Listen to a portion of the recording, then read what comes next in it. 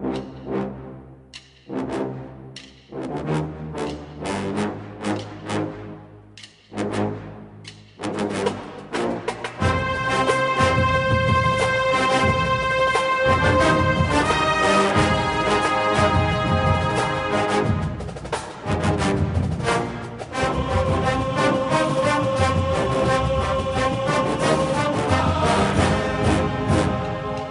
morning, Bucknutters. Welcome to the Morning 5 on Wednesday, February 11th, 2015.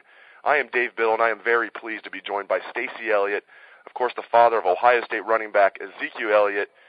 Ambassador Elliott, thank you for your time this morning, sir. Thank you, Dave, inviting me on the show. It's my honor to be on the show.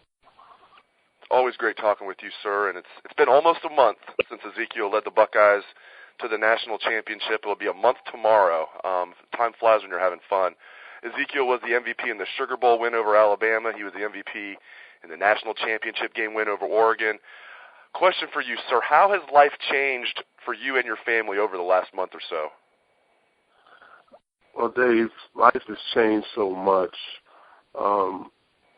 When we go out in the public, Ezekiel is literally mobbed by fans. Buckeye Nation shows so much love towards Ezekiel. The Saturday of the celebration of our national championship win, we went into Eddie George's restaurant, and I had to ask the manager if we could go into a secluded place because Buckeye Nation was just mobbing Ezekiel. And so that's what life has become. Buckeye Nation, allow Ezekiel to eat. We need Zeke to eat. You see him doing the feed me thing? Come on, Buckeye Nation. Let him finish his meal with his family before you bug him. No, I guess that goes with the territory. Now he's a household name. I think it was the best. I don't think it's just me. It was the best three-game stretch by a running back in Ohio State history. Ezekiel had 20 carries for 220 yards and 2 touchdowns against Wisconsin in the Big Ten championship game.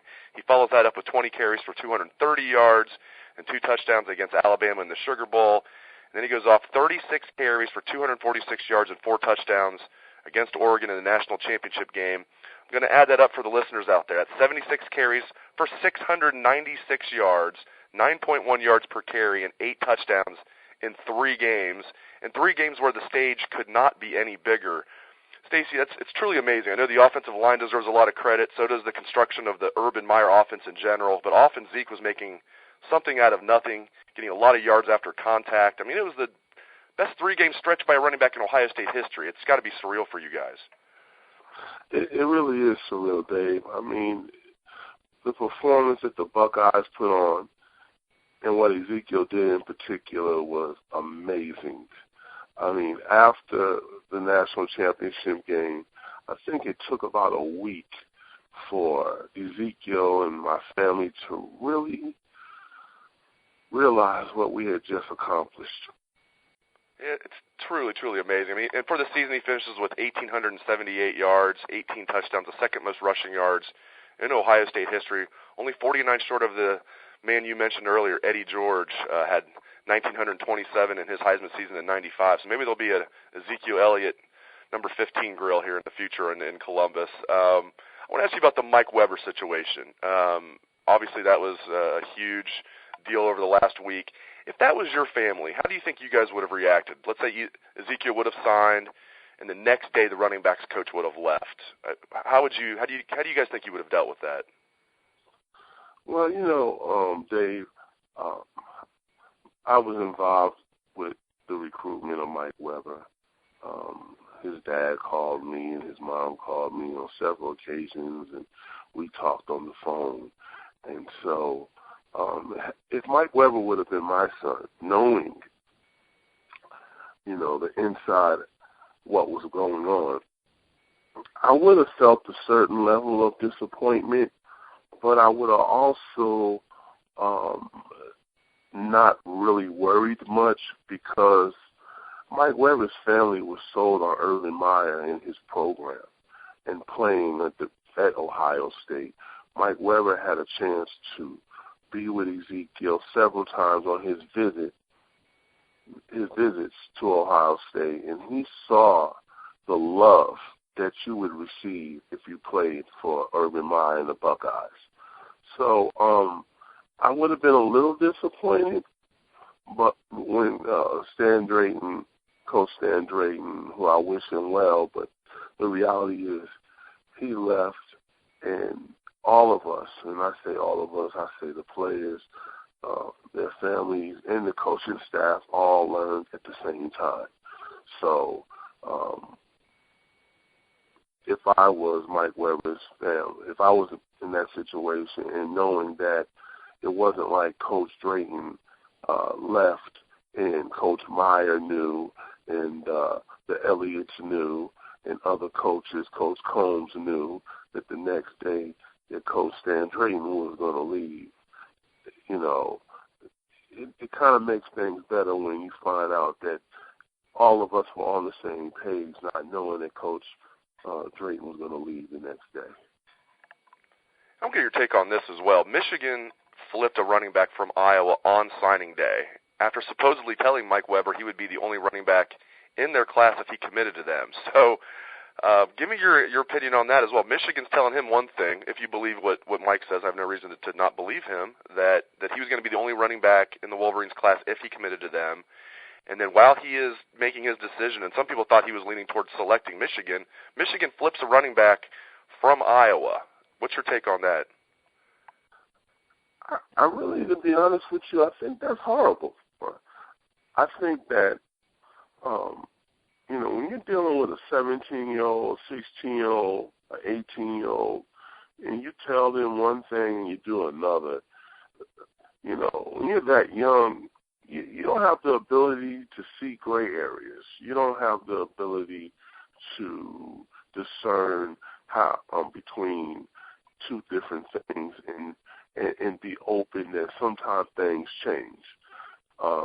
So I think that's horrible. I think that, and no offense to the team up north, Coach Harbaugh, but some of their tactics that they used, had we used them, it would have made front page of every newspaper, tabloids, blogs, how Urban Meyer is deceitful and he's a liar. I think I was told that his high school head coach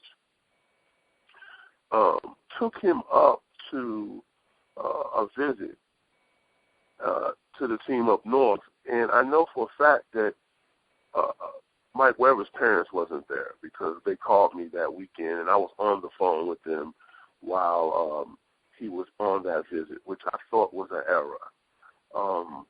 I thought that, one reporter said to me, he said, well, look, Stace, their head coach is disappointed in Ohio State and that it's not nothing personal towards Ohio State. Other student athletes have came from Cass Tech to Ohio State, and he never tried to stop them. But I had to remind them, I believe, what I was told is that the head coach at Cass Tech actually played at the team up north with Coach Harbaugh. So that's a little different. It's a little different. It's not like, oh, this is my alma mater, like I went to Missouri. But it would be like, Dr. Pat Ivy at Missouri, the head strength coach. That's my brother. That's my boy. We played together. So it makes playing at that school a little more special, turning your son over to your boy. And this is what I think happened.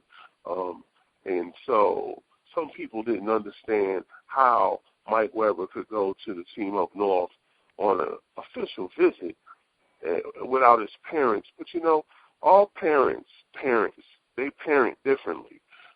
Some parents are more involved than others. It's not that they don't love their children, but hey, it is what it is. Had that been Ezekiel Elliott, he would not have went on any visit without us because we understand how that pressure can be applied to a young person, and we want to be a buffer and guard our son from that type of stuff. And last thing before I get you out of here, we were all sad that Coach Straighton left. I always enjoyed interviewing him. I think he's a future head coach. I really like him personally and professionally. But, man, did Ohio State hit a home run with his replacement. Couldn't have asked for anything better. I know it's a guy you're very fond of, Tony Alford, from Notre Dame, previously of Notre Dame, now of Ohio State. I know he recruited Ezekiel hard, and you guys really liked him during the process. So give Buckeye Nation some insights on what they're getting with Tony Alford as the new running back coach. You're getting a family man. You're getting a man who makes men.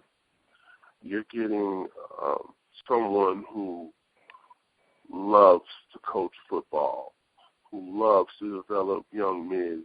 You're getting a young man who played under Coach Meyer at Colorado State, who is very familiar with Coach Urban Meyer and Shelley and his daughters and his family. You're getting a man who Ezekiel told me yesterday, outside of Coach Urban Meyer, Coach Stan Drayton, the third person who was the most influential in his life during the process and who he liked was Coach Tony Alford. So Don loves Coach Tony Alford. And when Coach Drayton, we found through Twitter that he was leaving, I called Dawn and informed her, and she said, well, you need to call Tony Alford and get him here. Dawn had been trying to figure out how to get Coach Tony Alford from Notre Dame to Ohio State since we've been here. And the rest is history. He's here. So I talked with him that night, and, and Coach Urban Meyer talked to him that night, and they connected, and we're happy to have him tonight. We're happy to have him at the Ohio State University and be a part of Buckeye Nation. And I think as Buckeye Nation learns more about him, they'll see that we have a gem.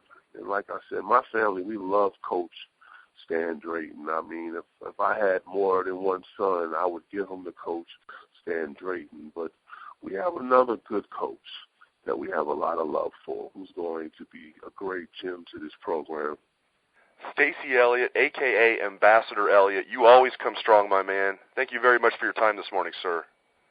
You're welcome, Dave, and I'm always honored to be on your program, and as always, go Bucks. That's right. That's right. I know the listeners love hearing from you, and rightfully so. They requested your presence, and we're going to try and get you on the show periodically. Thank you to all the listeners out there. Hope you guys have a great day. Take it away, best damn band in the land.